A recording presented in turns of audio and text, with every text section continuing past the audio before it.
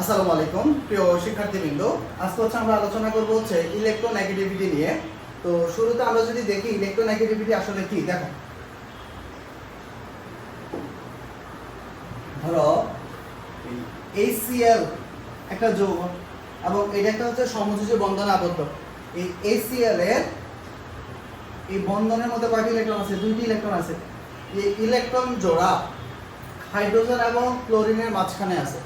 এই ইলেকট্রন জোড়া এই দুইটা পরমাণুর মধ্যে যে নিজের দিকে যত বেশি টেনে নেবে তার ইলেকট্রোনেগেটিভিটি তত বেশি। অর্থাৎ সমযোজী বন্ধনে আবদ্ধ পরমাণুদ্বয় মধ্যে ইলেকট্রন টেনে নেওয়ার যে ক্ষমতা সেটা আমাদের কি বলতো ইলেকট্রোনেগেটিভিটি।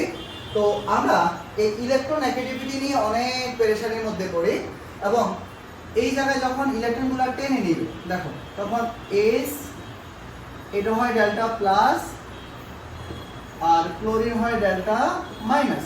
কারণ এই ইলেকট্রন জোড়াকে ক্লোরিন নিজের দিকে টেনে নিছে। দ্যাটস ওয়াই হাইড্রোজেন হচ্ছে ডেল্টা প্লাস, ক্লোরিন হচ্ছে ডেল্টা মাইনাস। তো এই ইলেকট্রোনেগেটিভিটির মান আমাদের মুখস্থ করা লাগে, কিন্তু আমরা যে অনেকগুলো ইলেকট্রোনেগেটিভিটির মান থাকার কারণে এটা মনে রাখা খুবই কষ্টসাধ্য হয়। চলো আজকের ক্লাস থেকে তুমি এই ইলেকট্রোনেগেটিভিটি কিভাবে মনে রাখবা, কিভাবে সহজে মনে রাখা যায় এটা শিখবা।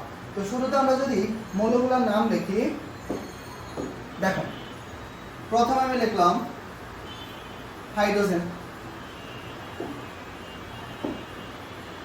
আচ্ছা, এরপরে লিখলাম লিথিয়াম, এরপরে লিখলাম সোডিয়াম। লিথিয়ামের পরে আমরা যদি দেখি beryllium, boron, carbon, nitrogen, oxygen, fluorine.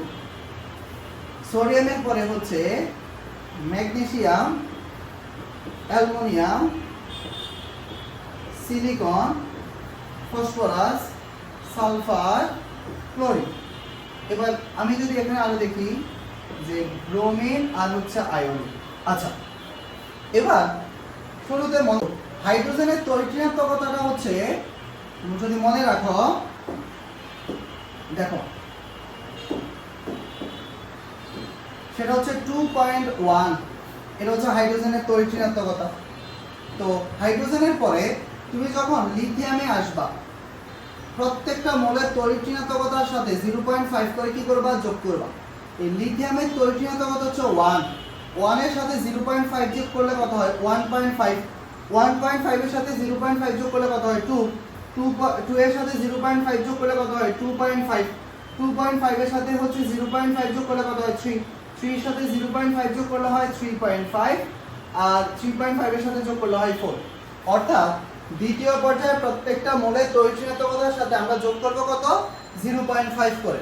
যখন এটা তৃতীয় পর্যায়ের মধ্যে যাব তখন হচ্ছে আমরা যোগ করব হচ্ছে 0.3 করে।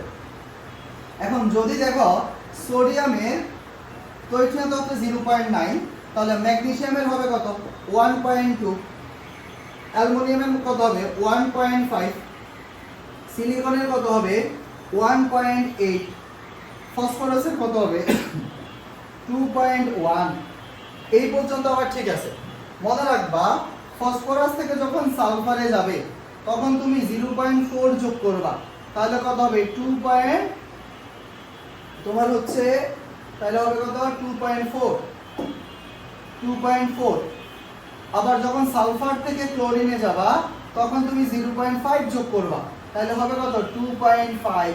তোমার হচ্ছে 2.4। হ্যাঁ, তাহলে হচ্ছে 0.